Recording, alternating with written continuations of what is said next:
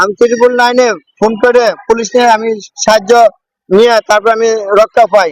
এখন আমি দাফনের কাপড় পরে, যেহেতু আমি হুমকির মুখে, আমাকে যেখানে পাবে আমাকে মেরে ফেলবে, এখন আমি দাফনের কাপড় পরে এখন আমি মরার জন্য প্রস্তুত হয়ে আছি, যে হয় মরবো হয় বাঁচবো। এখন আমি ঢাকা প্রেস ক্লাবের সামনে অবস্থান নিচ্ছি। ডক্টর ইউনূস স্যারের কাছে আমি একটাই চাওয়া, আমার বিচারটা যেন সঠিক পাই।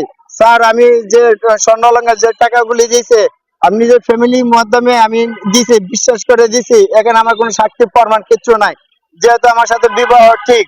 আপনি ওই এলাকায় সবাই মানুষজন জানে যে ওই মেয়েটির সাথে আমার বিবাহ ঠিক। এই মেয়েটি কয়টি স্যার বিবাহ হইতে পারে?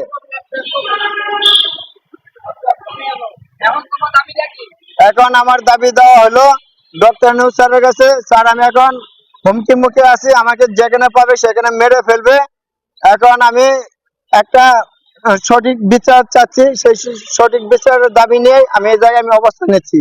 এখন বিচার না পাওয়া পর্যন্ত আমি এই জায়গায় থেকে অবস্থান ত্যাগ করব না। আমি উত্তরা চৌধুরী সেক্টর। জি পারি।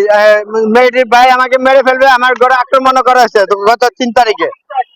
এখন চাচ্ছে আমি তার বোনকে যে টাকা স্বর্ণলঙ্কা দিচ্ছি এগুলো যেন না চাই, এবং তার বোনকে অন্য জায়গায় বিয়ে দিচ্ছে। এখন এগুলো আমি কোথাও যেন প্রকাশ যেন না করি, তার জন্য আমাকে মেরে ফেলবে। জি, আমার কাছে অর্থ নিছে 1,70,000 টাকা। তার বাবার মামলা ডিসমিস করার কথা বলে নিছে।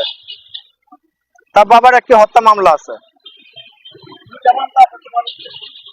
না, মেয়েটির বাবা।